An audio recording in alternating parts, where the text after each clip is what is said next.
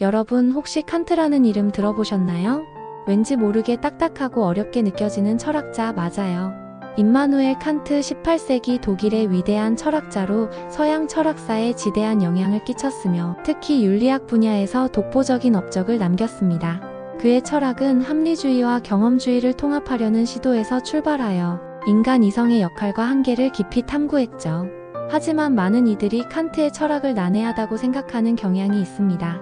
추상적인 개념과 복잡한 논증으로 가득 차 있기 때문이죠. 그러나 오늘 우리는 그 복잡한 칸트 철학의 핵심 중 하나인 의무에 대해 이야기할 거예요. 딱딱하게만 느껴지는 이 의무라는 개념이 사실은 우리 삶의 아주 깊은 곳에 스며들어 있으며 우리의 일상적인 선택과 행동에 지대한 영향을 미치고 있다는 사실에 놀라게 될지도 모릅니다. 오늘은 칸트의 의무 철학이 도대체 무엇인지, 왜 그가 의무를 그토록 중요하게 생각했는지, 그리고 그 의무가 우리 일상과 어떻게 연결되는지 쉽고 재미있게, 그리고 최대한 친근하게 파헤쳐 볼 겁니다. 약 10분이라는 시간 동안만 저에게 집중해 보세요. 분명 여러분의 생각에 작은 변화가 생길지도 모릅니다. 단지 철학적 지식을 얻는 것을 넘어 여러분 자신의 행동과 동기에 대해 깊이 성찰할 수 있는 계기가 되기를 바랍니다. 자, 그럼 칸트의 의무 철학 속으로 흥미진진한 여행을 떠나볼까요? 칸트의 의무 철학을 한마디로 요약하면 옳은 일은 단지 옳기 때문에 해야 한다는 거예요. 너무 당연한 소리 아니냐고요? 많은 분들이 그렇게 생각할 수 있습니다. 길 가다 쓰레기를 줍는 것도, 약속 시간을 지키는 것도 모두 옳은 일이니까 하는 게 당연하잖아요? 하지만 칸트의 이 한 문장 속에는 우리가 생각하는 것보다 훨씬 더 깊고 복잡한 철학적 의미와 인간 행동의 본질에 대한 통찰이 숨어 있습니다. 우리는 보통 어떤 행동을 할 때 좋은 결과를 기대하거나 어떤 이득이 있을지를 계산하며 행동하곤 하죠. 예를 들어볼까요? 친구를 돕는 건 친구가 기뻐할 것이고 나에게도 나중에 도움이 될 수 있으니까 돕는 경우가 많습니다. 거짓말을 하지 않는 건 만약 거짓말이 들통나면 신뢰를 잃거나 벌을 받을 수 있으니까 하지 않는 경우도 있고요. 심지어 아침에 일찍 일어나는 것도 건강에 좋고 하루를 효율적으로 쓸 수 있으니라는 좋은 결과를 기대하며 하는 경우가 대부분입니다. 하지만 칸트는 이런 결과나 이득 혹은 타인의 시선 때문에 하는 행동은 진정한 의미의 도덕적 행동이 아니라고 봤습니다. 왜냐하면 결과나 이득은 상황에 따라 얼마든지 변할 수 있는 것이기 때문이죠. 어떨 땐 거짓말을 하는 게 당장 더 좋은 결과를 낳을 수도 있고 친구를 돕는 것이 나에게는 오히려 손해가 될 수도 있습니다. 예를 들어 어떤 사업가가 기부를 한다고 가정해 봅시다. 그 기부가 순전히 사회에 좋은 영향을 미치고 싶어서라는 순수한 동기에서 비롯된 것이 아니라 기업 이미지를 좋게 만들어서 매출을 늘리려는 목적에서 비롯되었다면 칸트에게 있어서 그 기부 행위는 도덕적으로 높은 평가를 받을 수 없습니다. 칸트에게 중요한 건 오직 동기였습니다. 어떤 행동을 할 때 나는 단지 그 행동이 옳다고 생각하기 때문에 그 행동을 한다는 순수한 동기, 그 어떤 외적인 보상이나 처벌, 혹은 개인적인 이득을 염두에 두지 않고 오로지 의무감에 의해 행동하는 것. 이것이 바로 칸트가 말하는 의무에 따른 행동이라는 거죠. 이 지점에서 칸트의 철학이 얼마나 심오한지 알 수 있습니다. 우리는 흔히 도덕적인 행동을 결과론적으로 평가하는 경향이 있습니다. 예를 들어 어떤 행동이 좋은 결과를 낳았으니 도덕적이다라고 판단하는 것이죠. 하지만 칸트는 행위의 결과가 아니라 행위자의 내면적인 동기에 초점을 맞춤으로써 도덕성의 기준을 전복시켰습니다. 즉, 행위의 도덕성은 그 행위가 어떤 의도와 동기에서 비롯되었는지에 따라 결정된다는 것입니다. 결국 칸트에게 선한 의지란 어떤 행위의 결과가 아니라 오직 그 자체로 선한 의지를 의미했습니다. 즉, 상황이나 조건에 구애받지 않고 오직 의무에 따라서만 행위하려는 의지 말입니다. 이런 선한 의지는 어떤 목적을 달성하기 위한 수단이 아니라 그 자체로 최고선이며 모든 것의 조건이 됩니다. 우리가 도덕적으로 행동할 때 그것이 가져올 이득이나 명예 같은 것들을 일절 고려하지 않고 단지 그것이 옳다고 판단했기 때문에 행동하는 것, 이것이야말로 칸트가 추구했던 진정한 도덕성이었습니다. 좀 더 쉽게 설명해 볼까요? 길을 가다가 쓰러진 사람을 봤다고 상상해 보세요. 우리가 그 사람을 돕는 이유는 여러 가지가 있을 수 있습니다. 사람을 돕는 건 좋은 일이니까라는 마음에서 우러나와서 돕는 경우와 사람들이 날 보고 칭찬해 주겠지? 혹은 나중에 저 사람이 나를 도와줄 수도 있겠지? 라는 마음에서 돕는 경우가 있을 수 있습니다. 심지어 만약 돕지 않으면 죄책감이 들 것 같아서라는 이유도 있을 수 있죠. 칸트는 이 중에서 오직 전자인 사람을 돕는 것이 옳은 일이기 때문에라는 순수한 의무감에 의해 돕는 것만을 진정으로 도덕적인 행동으로 보았습니다. 나머지 경우는 비록 겉으로는 선한 행위처럼 보일지라도 그 동기가 외적인 보상이나 내적인 감정 죄책감, 회피에 묶여있기 때문에 진정한 도덕적 가치를 지니지 못한다고 본 것입니다. 정말 대단한 통찰이죠? 칸트는 이런 의무에 따른 행동이 바로 인간이 자율성과 깊이 연결된다고 봤습니다. 자율성이란 외부의 어떤 압력이나 보상 혹은 처벌에 의해 행동하는 것이 아니라 스스로 옳다고 판단해서 행동하는 것을 의미합니다. 즉, 자기 스스로 법칙을 세우고 그 법칙에 따라 행동하는 능력입니다. 우리가 누군가의 강요에 의해 억지로 하는 일은 진정한 의미의 자유라고 할 수 없잖아요. 예를 들어, 회사의 규칙 때문에 어쩔 수 없이 야근을 하거나 부모님의 기대 때문에 마지못해 공부를 하는 것은 자율적인 행동이 아닙니다. 이것은 타율적인 행동이죠. 우리는 외부의 요구에 의해 움직이는 꼭두각시와 다를 바 없습니다. 하지만 칸트에게 있어서 도덕적 의무를 따르는 것은 강제가 아니라 바로 자유의 발현이었습니다. 외부의 욕구나 충동, 감정 혹은 사회적 압력에 휘둘리지 않고 오직 이성적인 존재로서 스스로 도덕 법칙을 세우고 그 법칙에 따라 행동하는 것, 이것이야말로 진정한 자유의지를 가진 인간의 모습이라는 거죠. 즉, 스스로 자신에게 해야 한다고 명령하는 것이며 이것이 곧 인간의 존엄성을 드러내는 행위라는 것입니다. 우리가 스스로 윤리적 판단을 내리고 그에 따라 행동할 때 비로소 우리는 진정한 자유를 누릴 수 있습니다. 이처럼 칸트는 인간이 이성을 통해 스스로 도덕 법칙을 인식하고 그 법칙에 자발적으로 따를 때 진정한 자율성을 실현한다고 보았으며 이것이야말로 인간을 다른 동물과 구별짓는 본질적인 특징이라고 강조했습니다. 칸트의 의무 철학에서 빼놓을 수 없는 어쩌면 가장 핵심적인 개념이 바로 정언명령입니다. 이름만 들어도 벌써 머리 아파지는 느낌이죠? 정언명령이라니 뭔가 복잡한 수학 공식이나 법전 조항 같다고 생각할 수도 있습니다. 하지만 걱정 마세요. 아주 간단해요. 정언명령은 어떤 경우에도 항상 따라야 하는 무조건적인 명령이라는 뜻이에요. 무조건적이라는 것이 핵심입니다. 반면에 우리가 흔히 접하는 명령은 가언명령이라고 부릅니다. 가언명령은 만약 한다면 하라는 형식으로 어떤 목표나 목적을 달성하기 위한 수단으로서의 명령입니다. 예를 들어, 만약 내가 좋은 성적을 받고 싶다면 열심히 공부해라, 이건 가언명령이에요. 즉, 좋은 성적이라는 목표를 달성하기 위한 수단으로 열심히 공부하라는 명령이 주어진 거죠. 목표가 달라지면 예를 들어 돈을 벌고 싶다면 명령도 달라질 수 있어요. 열심히 돈을 벌어라. 건강해지고 싶다면 운동하라. 승진하고 싶다면 상사에게 잘 보여라 등 우리 일상생활의 대부분의 명령은 이가언 명령에 해당합니다. 그러나 정언 명령은 이런 만약 한다면이라는 조건이 붙지 않아요. 그냥 무조건적인 명령입니다.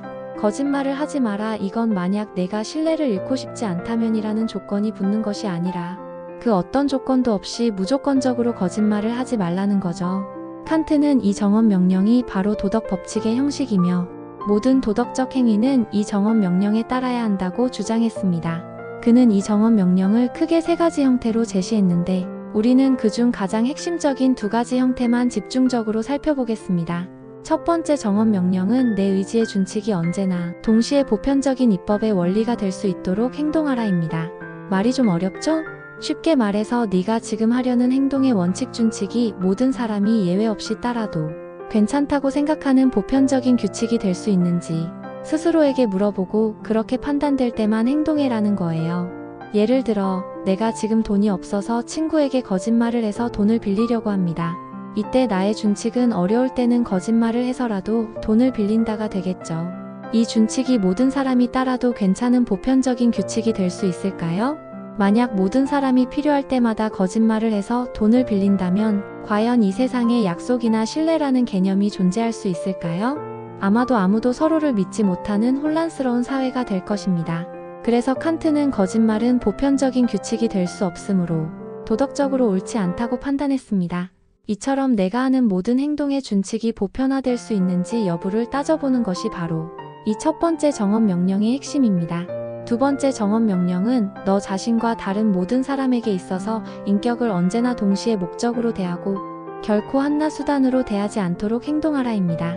이것은 정말 중요해요. 칸트 철학의 인본주의적 측면을 가장 잘 보여주는 명령이라고 할 수 있습니다. 사람을 단지 어떤 목적을 달성하기 위한 도구, 즉 수단으로 여기지 말라는 거죠. 우리 모두는 이성적 존재로서, 그리고 자율적 존재로서 그 자체로 존엄한 가치를 지니고 있기 때문에 다른 어떤 외부적인 목적을 위한 도구로 이용되어서는 안 된다는 칸트의 강력한 메시지입니다. 우리가 흔히 인권이라는 개념을 이야기할 때 칸트의 이런 사상이 밑바탕에 깔려 있다고 볼 수 있습니다. 예를 들어 내가 어떤 사업을 해서 돈을 벌기 위해 직원들을 착취하거나 그들의 인격을 무시하면서 대한다면 이것은 직원들을 단지 돈을 벌기 위한 수단으로 여기는 행위가 됩니다. 혹은 어떤 학생이 다른 학생의 노트를 베끼면서 그 친구의 노력을 무시한다면 그 학생을 단지 좋은 성적을 얻기 위한 수단으로 여기는 것이죠. 칸트는 이런 행위를 도덕적으로 옳지 않다고 보았습니다. 모든 사람은 그 자체로 소중하며 그 어떤 것으로도 대체될 수 없는 내재적 가치를 지닌다는 생각, 정말 멋지고 깊은 통찰이지 않나요? 사람의 존엄성은 그 어떤 것과도 교환될 수 없으며 모든 도덕적 행위의 궁극적인 목적이 되어야 한다는 것이 바로 칸트의 인격 존중 사상입니다. 이는 현대사회의 인권 사상과 직결되며 개인의 존엄성을 강조하는 모든 윤리적 논의의 토대가 됩니다. 물론 이 칸트의 의무 철학은 많은 비판도 받았습니다. 너무 현실과 동떨어진 이상적인 이야기 아니냐? 인간의 감정이나 상황적 특수성을 전혀 고려하지 않는 것 같다. 상황에 따라 예외가 필요한 경우도 있지 않나? 같은 비판들이죠. 칸트는 도덕적 행위에서 감정이나 경향성을 배제하고 오직 이성적 의무만을 강조했기 때문에 인간 본연의 감정적 측면을 너무 간과했다는 지적을 받기도 합니다. 예를 들어 누군가를 동정심이나 사랑 때문에 돕는 행위는 칸트에게 있어서 순수한 의무에 따른 행위가 아니므로 도덕적 가치가 떨어진다고 보았으니 현대인의 정서와는 다소 거리가 있을 수 있습니다. 가장 흔한 비판 중 하나는 갈등 상황에서의 적용 문제입니다. 앞서 예시로 들었던 상황을 다시 생각해 봅시다. 살인자에게 쫓기는 친구가 우리 집에 숨어 있는데 살인자가 찾아와서 네 친구 어디 있냐? 고 물을 때 칸트의 의무 철학대로라면 거짓말을 하지 말아야 한다는 정언 명령을 지켜야 할까요? 만약 그렇다면 친구의 목숨이 위험해지겠죠. 혹은 도둑질을 하지 말라는 명령이 있지만 내 가족이 굶어 죽어가는 상황에서 빵 하나를 훔치는 것은 어떻게 보아야 할까요? 이런 상황에서 칸트의 의무로는 종종 지나치게 경직되고 비현실적이라는 비판을 받기도 합니다.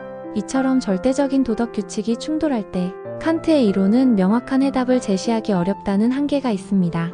하지만 그럼에도 불구하고 칸트의 의무, 철학이 우리에게 주는 중요한 교훈과 현대적 의의는 여전히 유효합니다. 그건 바로 우리가 왜 어떤 행동을 하는가에 대한 근본적인 질문을 던지게 한다는 점이에요. 단순히 좋은 결과를 얻기 위해서 혹은 남들에게 좋게 보이기 위해서가 아니라 오직 옳기 때문에 행동하는 것이 진정한 도덕적 가치를 지닌다는 칸트의 주장은 우리에게 더 깊이 있는 윤리적 성찰을 요구합니다. 쉬운 길이나 당장의 이득이 되는 길을 택하는 대신 때로는 어렵고 불편하더라도 옳은 길을 선택할 용기와 의지를 강조하는 것이죠. 이러한 칸트의 주장은 특히 공공서비스나 전문직 종사자들에게 중요한 윤리적 지침이 될 수 있습니다.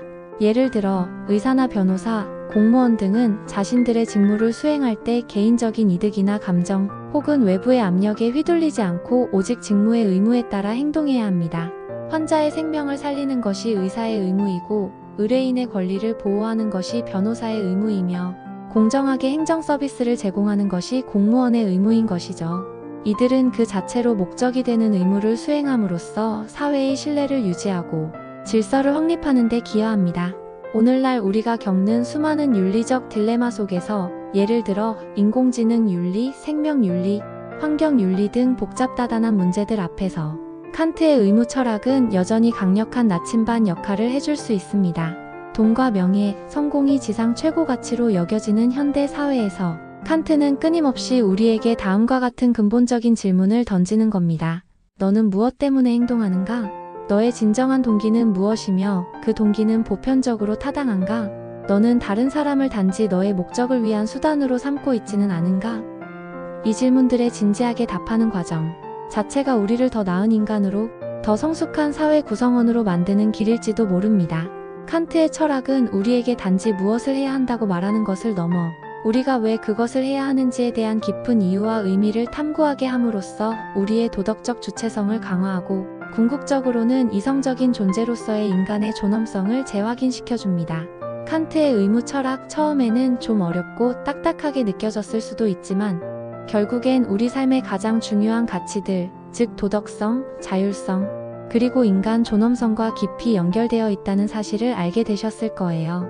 때로는 결과보다 과정이, 당장의 이득보다 행위의 순수한 동기가 중요할 때가 있다는 칸트의 지혜를 기억하면서 우리 모두 오늘 하루도 옳기 때문에 행동하는 멋진 사람이 되어보는 건 어떨까요?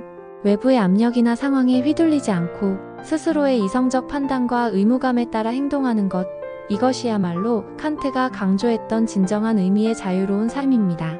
칸트 아저씨의 가르침대로 우리 모두 이성적이고 자율적인 존재로서의 존엄을 지키며 타인을 결코 수단으로 여기지 않고 목적으로 존중하며 살아가시길 바랍니다. 오늘 영상이 여러분의 생각에 작은 울림을 주었기를 바라며 유익하셨다면 구독과 좋아요, 알림 설정 꼭 부탁드립니다. 다음에도 더 재미있고 유익한 이야기로 찾아올게요. 다음에 만나요.